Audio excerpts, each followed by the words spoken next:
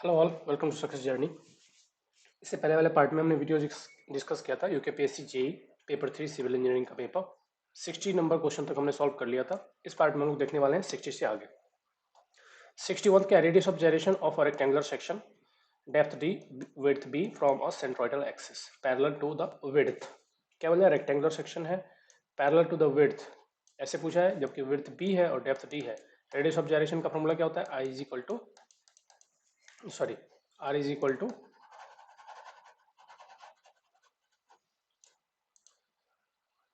Are is equal to under root I upon A. ठीक है, अब यहाँ पे हमें क्या क्या चाहिए? एक तो मोमेंट ऑफ इनर्शिया चाहिए और एरिया चाहिए। तो moment of inertia rectangular section के लिए क्या होता है? B D cube by 12। और एरिया क्या होता है? बी इंटू डी का अंडर रूट। बी से बी कैंसल आउट, डी से डी कट गया, डी स्क्वायर। क्या बचा? डी स्क्वायर बाई 12 का अंडर रूट। डी स्क्वायर का अंडर रूट क्या होगा? डी नीचे, और अंडर रूट 12 क्या होगा? 2√3। तो आंसर आएगा B. The ratio of theoretical critical buckling load for a column with fixed end to that of the another column with the same dimension and material but pinned end. तो fixed end के लिए effective length कितना होता है? L/2। और hinge and के लिए L is equal to L। ठीक है, टोटल लेंथ के बराबर होता है इफेक्टिव लेंथ, और फिक्स केस में हाफ। तो अब क्या कर रहे हैं? रेशियो। तो बकलिंग लोड का फॉर्मूला क्या होता है? Pi square E I divide by L E square. Effective length का स्क्वायर, तब इफेक्टिव लेंथ का स्क्वायर L/2 का स्क्वायर, तो L/2 का whole square divide by L square. तो L/2 2 ऊपर चला जाएगा तो 4 आ जाएगा। तो एल स्क्वायर कैंसल और 2 का स्क्वायर 4 ऊपर चला जाएगा। तो आंसर आएगा D. In RCC column the minimum dia of the longitudinal reinforcement as per S 456 कितना होता है? 12 mm, 12 mm। In the combined footing for two columns carrying unequal load, maximum hogging moment occurs at। maximum hogging moment कहाँ पे occur होता है? तो maximum hogging moment होता है section subjected to zero shear force. Question में क्या पूछा है बेसिकली? इसमें फुटिंग का कोई ऐसा रूल नहीं है, मैक्सिमम बेंडिंग मोमेंट वहीं पे आता है जहां पे शियर फोर्स की वैल्यू 0 हो। Pre stress concrete is more desirable in case of cylindrical pipe. ये अगेन रिपीटेड क्वेश्चन है, एई में भी आया था ये। आंसर है इंटरनल फ्लूइड प्रेशर। नेक्स्ट है maximum area of tension reinforcement in beam shall not exceed. Maximum कितना है? 0.4, मतलब 4% of the gross cross sectional area. After pre stressing process is completed the loss in stress, ये सभी stress होते हैं, shrinkage, elastic shortening, creep, दोनों में concrete और स्टील सभी होते हैं। तो all of the above. As per IS 456 in limited method of design, maximum strain in concrete at the outer most compression fibre कितना होता है? कोड क्या कहता है? कोड कहता है कि मैक्सिमम कितना होना चाहिए? 0.0035। किसमें? कंक्रीट में, आउटर मोस्ट कंप्रेशन फाइबर पे। तो आंसर आएगा 0.0035। नेक्स्ट करें in limitation method of design, maximum strain in steel at failure, उसी का नेक्स्ट क्लॉज है। तो maximum strain in tension reinforcement at the section at failure shall not be less than Fy upon 1.15 ES plus 0.002। तो ये answer हो जाएगा इसका B. Next है the permissible average shear stress in steel beam. अब यहाँ पे एवरेज शियर स्ट्रेस पूछा है, तो एवरेज शियर स्ट्रेस क्या होता है? 0.4y। The value of total float for activity on critical path. Total float critical path पे क्या होगा? 0, क्योंकि तभी तो क्रिटिकल पाथ है। क्रिटिकल पाथ में जितना टाइम अवेलेबल है उतना ही टाइम रिक्वायरमेंट भी है, तो उसको बोलेंगे क्रिटिकल पाथ। तो 0। विच of the following is an compression member. Compression member कौन सा है? पर्लिन एक बेंडिंग मेंबर है, क्लिट नहीं है, टाई एक टेंशन मेंबर है, कौन सा आएगा? Boom. In a singly reinforced beam, if the permissible stress in concrete reach earlier than the permissible stress in steel, concrete में पहले अगर स्ट्रेस मैक्सिमम पे रीच होता है तो उसको हम क्या कहते हैं? Over reinforced. और अगर स्टील में पहले हो तो अंडर रेनफोर्स्ड, और अगर दोनों में साथ में हो तो balance section. Steel member which is subjected to the primary tension, tension है तो क्या बोलेंगे उसको? Tie member, strut, sliding, boom नहीं, ये सब कंप्रेशन मेंबर है। टाई जो होता है वो टेंशन मेंबर को बोलते हैं। Maximum bending moment in roof Perlin, ये पुरानी जो कोड है 1984 का IS 800 का, उसमें आपको ये डायरेक्ट फॉर्मूला मिल जाएगा WL/10। Shear strength of soil mainly depends on, shear strength क्या होता है? Tau is equal to C plus sigma 10 five. तो C भी आया और 5 भी आया, तो A और B दोनों सी।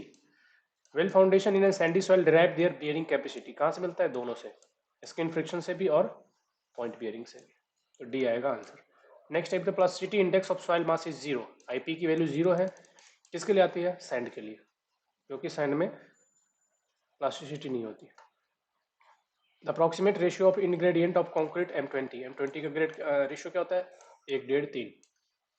डार्सी लॉ क्या कहता है? V is equal to K into I, और V is directly proportional to I। तो ये किसके लिए वैलिड है? Only for laminar flow. Cohesionless soil R, cohesionless soil कौन सा होता है? सैंड, ग्रेवल, ये सब। क्ले, सिल्ट और सिल्ट के लिए ये सब क्या है? कोहेजिव सॉइल्स है। कोहेजनलेस में आता है सैंड, ग्रेवल, बाउल्डर, पीबल, ये सब। The bearing capacity factor NC, N gamma और N गामा है ये बेसिकली। NC, NQ और N gamma are the function of angle of internal friction, phi only. यहाँ पे ऑप्शन आता है कई बार फाई ओनली भी, तो वही ऑप्शन होगा, आंसर है बी।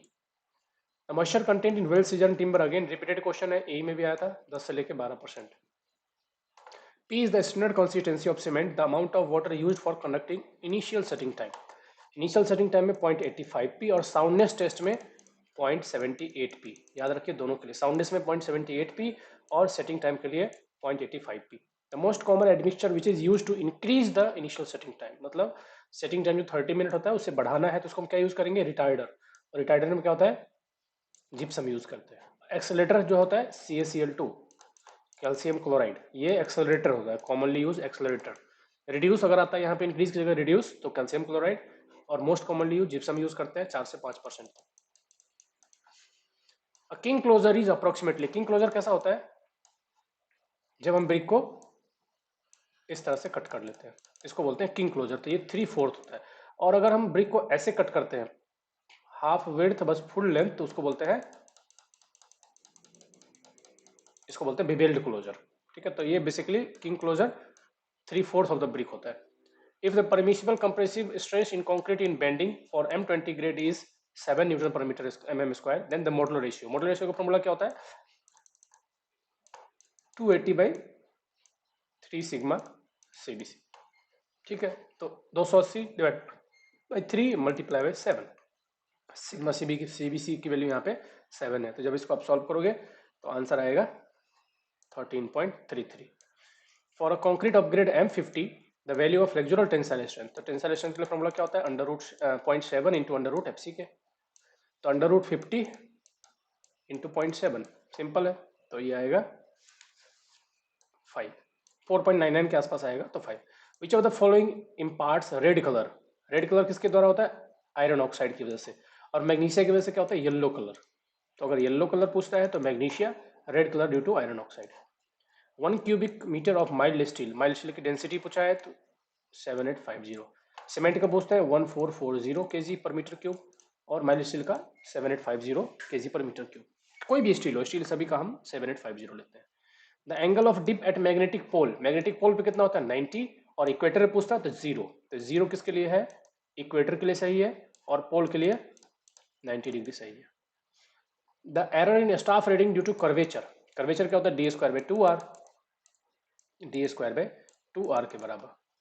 और 6370 हम रेडियस ऑफ द अर्थ लेते हैं, 6370 metre, sorry kilometre, not metre, 6370 kilometre. जब इसको हम सॉल्व करेंगे तो आंसर आएगा ए। और अगर यहीं पे रिफ्रैक्शन करेक्शन पूछा होता तो आता है ये आंसर। रिफ्रैक्शन के लिए वो होता है 1/7 ऑफ d² बाई 2r के बराबर। If the four bearing of line this much, तो बैक बियरिंग बहुत ही सिंपल है। जब क्वाड्रेंटल बियरिंग में हो रिजल्ट, तो आपको सिर्फ और सिर्फ नॉर्थ को साउथ कर देना है, ईस्ट को वेस्ट कर देना है। वैसे मैं आपको ड्राइंग करके बता देता हूँ। क्या बोल रहे हैं? फोर बियरिंग किधर है? साउथ ईस्ट में, तो साउथ ईस्ट मतलब यहाँ पे है। This is the four bearing of line. तो इसकी बैक बियरिंग मतलब हमें यहाँ से मेजर करनी है। तो ये क्या होगा? ये दोनों एंगल आपस में बराबर होते हैं, बट ये क्या हो गया? नॉर्थ वेस्ट हो गया। जो पहले साउथ ईस्ट था वो अब नॉर्थ वेस्ट हो गया, मैग्नीट्यूड सेम रहेगा। तो मैग्नीट्यूड सेम 43 डिग्री का देखते हैं ऑप्शन कौन सा है। तो 43 डिग्री का ये दो ऑप्शन है, और नॉर्थ साउथ की जगह नॉर्थ, ईस्ट की जगह वेस्ट, तो मतलब B answer. The sum of interior angle of 6 sided close traverse, interior angle पूछा है 2n-4 इंटू 90, और एक्सटीरियर पूछता था 2n+4। एन क्या है यहाँ पे? एन की वैल्यू है 6, तो 12 minus 4 into 90, 8 into 90, 720, 720। In a plane table surveying 2 point problem and 3 point problem किसके लिए यूज होता है? रिसेक्शन करने के लिए, रिसेक्शन या फिर orientation of the table. Which of the following is not a fundamental line, कौन सा नहीं है? B, vertical axis, axis of plate level, axis of altitude level, horizontal axis, ये सब होते हैं, बट एक्सिस ऑफ टेलीस्कोप नहीं होता fundamental line. If the carbon content of steel is increased, which of the following parameter will reduced, पूछा क्या reduce कौन सा होगा? तो डक्टिलिटी रिड्यूस होगा, ब्रिटलनेस, स्ट्रेंथ और हार्डनेस बढ़ेगा। तो अगर इंक्रीज होता तो ये सभी आंसर सही हो सकते थे, बट यहाँ पे रिड्यूस पूछा है तो ductility will be reduced. Specific gravity of cement, cement का कितना होता है? 3.14 या फिर 3.15, तो ए हो जाएगा answer. Next, if 375 gram of water is required to get 1875 gram of cement paste for normal consistency, percentage पूछा है तो 375 डिवाइड बाई 1875 मल्टीप्लाई बाय 100, कितना आएगा? 20%। 1 acre of land will be equal to, 1 acre of land कितने के बराबर होता है? 4047। और अगर हेक्टेयर पूछता तो 10⁴ मीटर स्क्वायर, ये होता है हेक्टेयर के बराबर। इंग्लिश बॉन्ड किस में होता है? English bond, Flemish bond, brick bond है। Maximum strength of timber used in structure in direction of, किसके डायरेक्शन के अकॉर्डिंग होता है? Parallel to grains. The finest modulus of coarse aggregate, coarse aggregate का रेंज क्या है? 5.5 से लेके 8 के बीच में। Flash setting of cement paste is due to hydration of C3A, calcium, tri calcium aluminate की वजह से। फ्लैश सेटिंग या फिर फॉल्स सेटिंग, दोनों का कारण ट्राई कैल्शियम एल्यूमिनेट ही है। नेक्स्ट है, what happens if water cement ratio is increased in a fully compacted concrete, अगर हम वाटर सीमेंट रेशियो को बढ़ाएंगे तो क्या होगा? फुल्ली कॉम्पैक्टेड है, कॉम्पैक्शन नहीं घटेगा, इंक्रीज इन सेटिंग टाइम भी नहीं, डिक्रीज इन सेटिंग टाइम भी नहीं, क्या होगा? Decrease in strength. A. Slump test measure, slump test क्या मेजर करता है? Workability. Slump test, compaction factor test, ये सब किसके लिए है? वर्केबिलिटी के लिए। Marble is formed after metamorphism of, एक बार देख लेते हैं। देखिए ये ओरिजिनल रॉक है, ये मेटामॉर्फिक रॉक है, तो किससे कन्वर्ट होता है? अब देखो यहाँ पे किसके लिए पूछा है? मार्बल के लिए। तो मार्बल लाइमस्टोन से भी बनता है, मार्ल से भी बनता है और डोलोमाइट से भी बनता है, but most of the time limestone से बनता है। तो देखो लाइमस्टोन, इसमें कौन सा ऑप्शन है? डी। सैंडस्टोन से क्या बनता है? सैंडस्टोन, देखिए सैंडस्टोन कहाँ है? सैंडस्टोन से बनता है क्वार्टिजाइट, क्वार्टिजाइट। ग्रेनाइट से क्या बनता है? निश। स्लेट तो ऑलरेडी सेल से बनता है, स्लेट मेटामॉर्फिक ही है, तो आंसर आएगा D. Next, in water treatment plants most commonly use coagulants, और यूज होता है जिसे हम एल्यूमिनियम सल्फेट भी कहते हैं। The minimum dia of the manhole opening, minimum dia कितना होता है? 500 mm। As per IS code अगर बात करें तो 100 mm है, बट यहाँ पे मोस्ट अप्रोप्रिएट आंसर है 500 mm। Chlorine when added to water cause, chlorine क्या करता है? डिसइंफेक्शन करता है। The colour in water is usually due to, colour किसके द्वारा होता है? Suspended impurity, dissolved impurity, presence of organic matter या फिर नन। तो कलर पूछा है तो ये डिजॉल्व आएगा। बल्किंग ऑफ सैंड मैक्सिमम कितने परसेंट पे होता है? 4 to 5% पे। वॉल्यूम इंक्रीज जो होता है फाइन एग्रीगेट का, इसको बोलते हैं बल्किंग।